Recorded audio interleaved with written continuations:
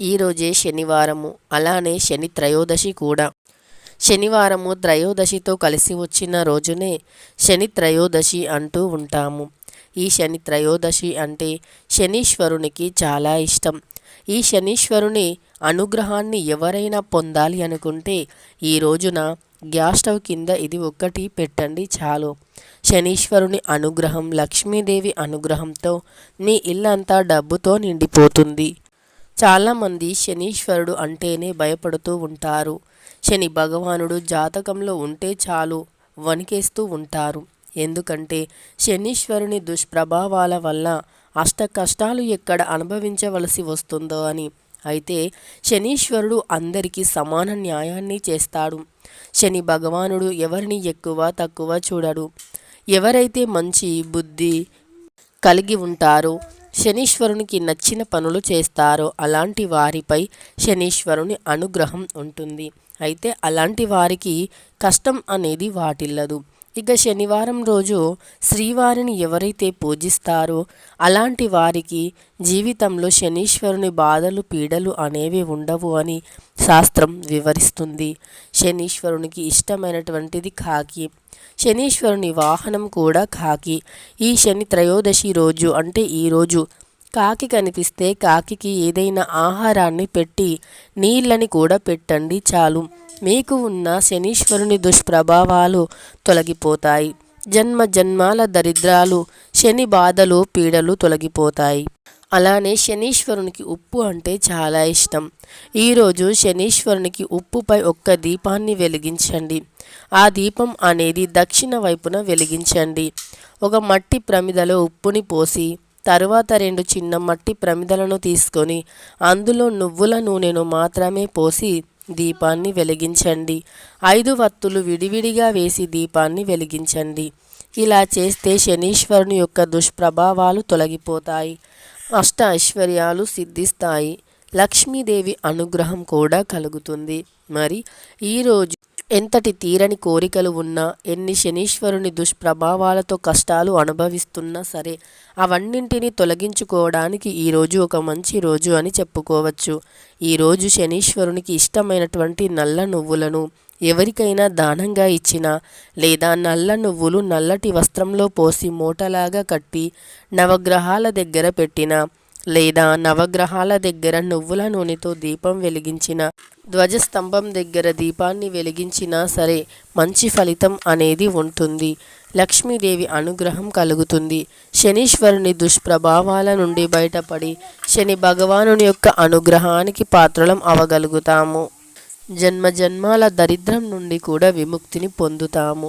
అలానే ఈరోజు కాకి కనిపిస్తే శం శనార్చనాయ నమః అని 3 సార్లు మనసులో అనుకోండి. ఇలా శం శనార్చనాయ నమః, శం శనార్చనాయ నమః అని మనసులో 3 సార్లు అనుకోవటం వల్ల శనీశ్వరుడు ఎంతో మురిసిపోయి తమ యొక్క దీవెనలను అందిస్తారు. అంతేకాదు మీ జీవితంలో అదృష్ట యోగాన్ని తెచ్చి పెడతారు. రాజయోగం మీకు ఖచ్చితంగా పడుతుంది. మరి ఇలాంటి అద్భుతమైనటువంటి శని భగవానునికి ఎంతో ఇష్టమైనటువంటి రోజున రాత్రి 12 గంటలలోపు గ్యాస్ పొయ్యి కింద ఇది ఒక్కటి పెడితే చాలు, అఖండ ఐశ్వర్య యోగం కలుగుతుంది. గ్యాస్ పొయ్యి అనేది ఎంతో పవిత్రమైనటువంటిది అని మన అందరికీ తెలిసినదే. పురాణం నుండి కూడా గ్యాస్ పొయ్యికి ఎంతో ప్రాముఖ్యత ఉంది. ఈ గ్యాస్ పొయ్యి అనేది మన ఆర్థిక కష్టాలను తొలగిస్తుంది. ఆర్థిక సమస్యల నుండి విముక్తిని కలిగిస్తుంది. ఎన్నో రకాల సమస్యను ప్రతి మనిషి అనుభవించడం చాలా సహజం. మన చుట్టూ ఉండే ఒక నెగటివ్ ఎనర్జీ అనేది మన కష్టాలకి కారణం అవుతుంది. ఆర్థిక సమస్యలను తెచ్చిపెడుతుంది.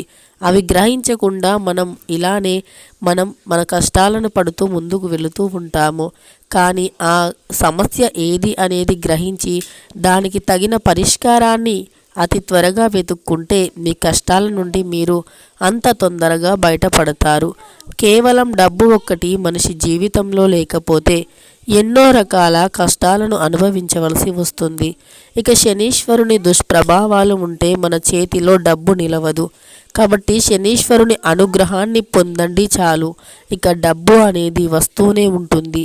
సంపాదించే మార్గాలు తెరచుకుంటాయి. లక్షలు కాదు కోట్లు కోట్లు సంపాదించగలుగుతారు. ఇక ఈరోజు రాత్రి 12 గంటలలోపు గ్యాస్ పొయ్యి కింద ఇది పెట్టండి చాలు. గ్యాస్ పొయ్యి అనేది లక్ష్మీదేవి స్వరూపం.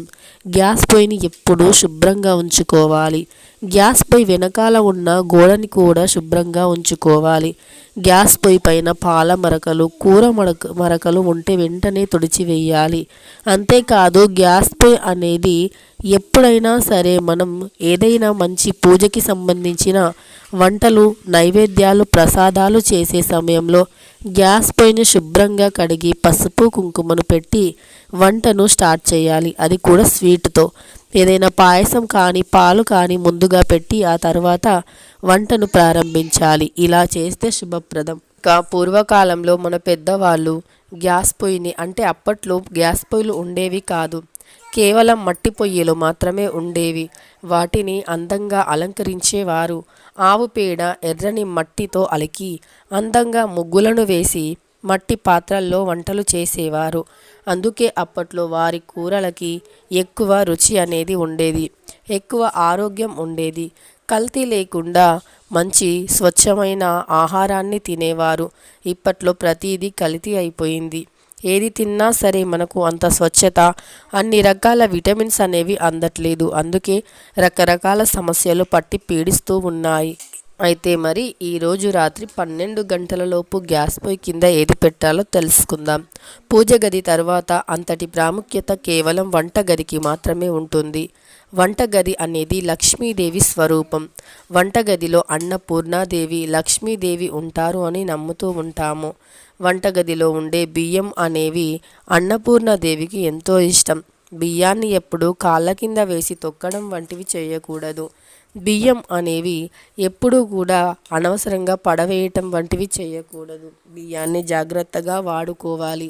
అంతే తప్ప ఎప్పుడు పడితే అప్పుడు, ఎక్కడ పడితే అక్కడ పడవేయటం, కాళ్ళతో తన్నటం వంటివి చేయకూడదు. బియ్యం అనేవి ఎప్పుడైనా సరే కడిగేటప్పుడు అన్నానికి లోటు లేకుండా చూడమని ఒకసారి మనసులో అనుకోవాలి. అలానే గుప్పెడు బియ్యాన్ని రోజు తీసి పక్కన పెట్టి కొన్ని రోజులయ్యాక ఆ బియ్యాన్ని ఎవరైనా పేదవారికి దానంగా ఇవ్వండి. ఇలా చేస్తే లక్ష్మీదేవి కటాక్షం చాలా సులువుగా కలుగుతుంది. ఏ దోషాలు కూడా ఉండవు. ఇక ఈరోజు రాత్రి 12 గంటలలోపు గ్యాస్ పొయ్యి కింద ఏది పెట్టాలి అంటే, ముందుగా ఒక రాగి లేదా ఇత్తడి ప్లేట్ని తీసుకొని అందులో ఉప్పుని పొయ్యండి. ఆ ఉప్పుపై నల్ల నువ్వులను పొయ్యండి. ఆ నల్ల నువ్వుల్లో ఒక 5-6 మిరియాలను వేయండి. తర్వాత అందులో పసుపు రంగు పువ్వులను వేయండి. ఇవన్నీ వేసి గ్యాస్ పొయ్యి కింద పెట్టండి. నల్ల నువ్వులు శని భగవానునికి చాలా ఇష్టం. ఉప్పు అన్న శని భగవానునికి చాలా ఇష్టం. అలానే లక్ష్మీదేవికి కూడా చాలా ఇష్టం. అందుకే నల్ల నువ్వులు, ఉప్పు అనేవి మన ఇంట్లో ఉండే దరిద్రాన్ని తొలగిస్తాయి, మన జాతక దోషాలను తొలగిస్తాయి. ఈ పరిహారం చేసేదానికంటే ముందు గ్యాస్ స్టవ్ చుట్టుప్రక్కల చాలా నీటిగా శుభ్రంగా ఉండాలి. ఇంట్లో పనులన్నీ, అంటే వంటగదిలో పనులన్నీ పూర్తయ్యాక మాత్రమే ఈ పరిహారం చేయండి. అప్పుడే మంచి ఫలితం అనేది వస్తుంది. అంతేకాదు గ్యాస్ పొయ్యి దగ్గర ఎట్టి పరిస్థితుల్లోనూ కూర మరకలు వంటివి ఉండకూడదు. గ్యాస్ స్టవ్ చుట్టుప్రక్కల మనం అంటే కడిగే గిన్నెలు ఉండకూడదు. గిన్నెలను శుభ్రం చేసి ఆ తర్వాత ఈ పరిహారం చేయండి. మరుసటి రోజు ఉదయాన్నే, అంటే ఆదివారం దీపావళి రోజు ఉదయాన్నే వీటన్నింటిని తీసి ఎవరు తొక్కని ఒక ప్రదేశంలో వెయ్యండి చాలు. దరిద్రమంతా రాజయోగం పడుతుంది.